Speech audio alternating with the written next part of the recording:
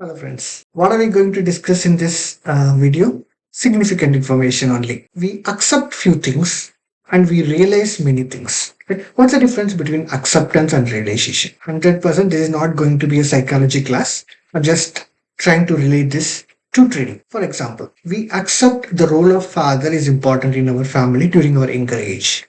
But once we grow elder or grow older, once we become a father figure, then we realize the importance of father. The acceptance of father in younger age is different than realization of the role of father in older age. Similarly, one more example, let us see. We are driving car. We accept that accident free driving is very important. But we realize when we end up in a minor accident or some of our closer acquaintances end up with a minor accident, then we realize the significance of driving without accident, right? So that is the difference between acceptance and realization. Why are we discussing about that right now? In this video we are going to discuss about risk management and psychology of trading. This is a basic information we are going to discuss right today, but this is the foundation. Going forward in future videos, we'll see in detail the detailed level of risk management, money management, and psychology of trading. We'll see different biases, right? But right in this video, we are going to see the basic crux. Whatever complex information or detailed level information you will understand in the future, but this going to be the significant information you always refer back. This is the foundation. So we are going to discuss about risk management and psychology of trading. So sit back, focus, and continue.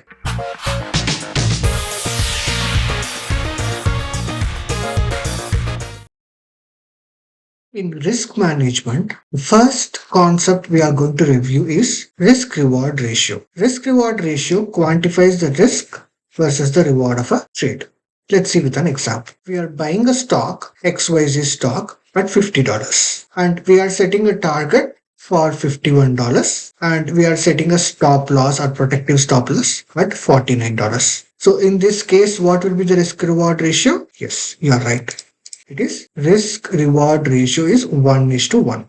Let us see another example. We are buying a stock for $50 and the target is $51. However, our stop loss is $49.90. What is the risk reward ratio here? 10:1. Why? Because if the stock is not going in as per our expectation, we'll end up in a loss of 10 cents. If stock is going as per our expectation, we'll end up in a profit of $1. So what is the ratio between $1 and 10 cents? 10:1. Though it is called as risk reward ratio, the ratio is conventionally stated with reward as the first figure. Basically, it should be reward risk ratio, but somehow it is called as risk reward ratio. In risk reward ratio, 3:1 is the desirable risk reward ratio. If we marry risk reward ratio with probability, the more the risk reward ratio, we can even though the profit or probability is lesser, will end up in a positive trading account. Meaning, why we trade? We trade for profit, and more the probability, more profit, which we all pretty much aware. But if we have the right risk reward ratio, I mentioned as 3:1 is the desirable risk reward ratio. If we have the right risk reward ratio, even the probability is little downside, we can make good profits and end up in a positive account, positive trading account. Let us see that with an example. How risk reward ratio works with probability. We'll take an example. In this example, the risk reward ratio is 1:1. However, we have higher probability of 70%. Total number of trades, 10 trades. Not one trade with 10 stocks. No. Number of 10 different trades.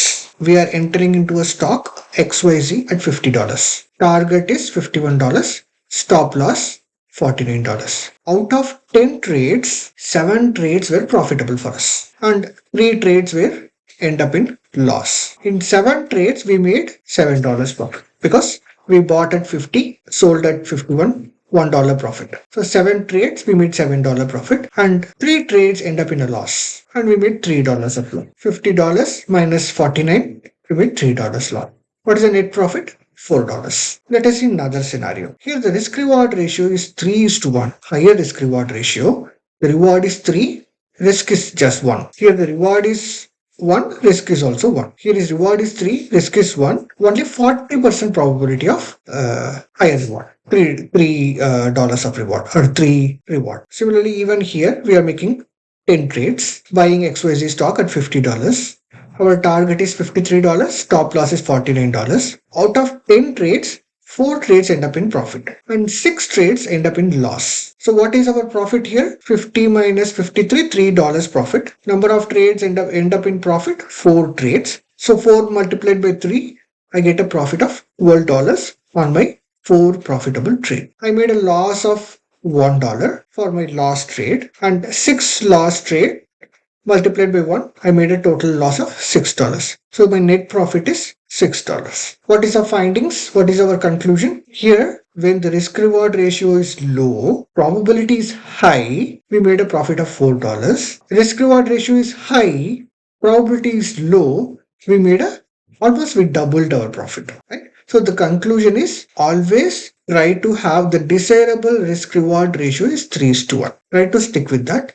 So even though we may not making profit, we need not to be 100% successful. With this example, it's pretty much clear like we need not to be 100% successful. Even if we are less than 50% successful, we can make better profits in the market. By decreasing the probability to almost half with an increased risk reward ratio, you increased profit by 50%, which is our conclusion.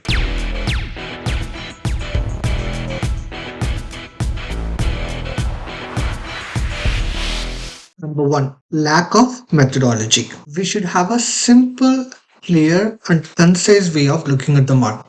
Guessing or going by gut instinct won't work over the long run. If you don't have a defined trading methodology, then you don't have a way to know what constitutes a buy or sell signal. So trading methodology is pretty significant. What is a trading methodology?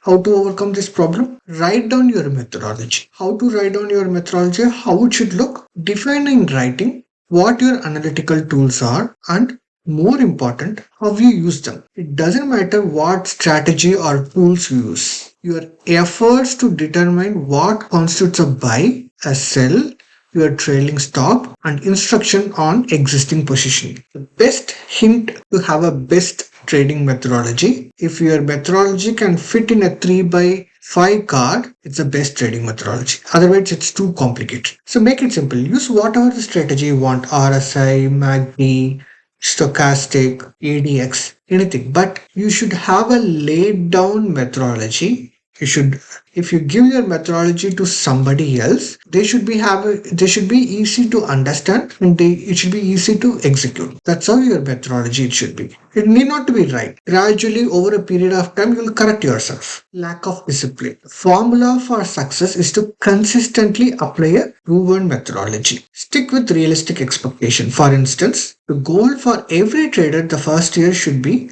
not to lose money. In other words, shoot for 0% return during your first year. Unrealistic expectations. The goal for every trader the first year should not be to lose money, which we already discussed. What should be the goal for second year? Try to beat Dow Jones or S&P 500 or Nifty, whatever the index you have in your own country. These goals may not be flashy, but these are the realistic goals. All expert traders will agree with this. This is as per the literature. Lack of patience. Market trends only about 30% of the time. This means that the other 70% of the time, financial markets are not trending. This small percentage may explain why I believe that for any given time frame, there are only 2 or 3 really good trading opportunities. For example, if you are a long-term trader, typically only 2 or 3 compelling tradable moves in a market present themselves during any given year. If you are a day trader, there are plenty of trades, but for a long-term trader, there are only very few opportunities. How do you overcome this lack of patience or lack of opportunities? Remind yourself that every week there will be another trade of the year. In other words, don't worry about missing an opportunity today because there will be another one tomorrow, next week or next month. I promise. Thank you guys. Thank you for sticking till end of this video. See you in the next video. Bye bye.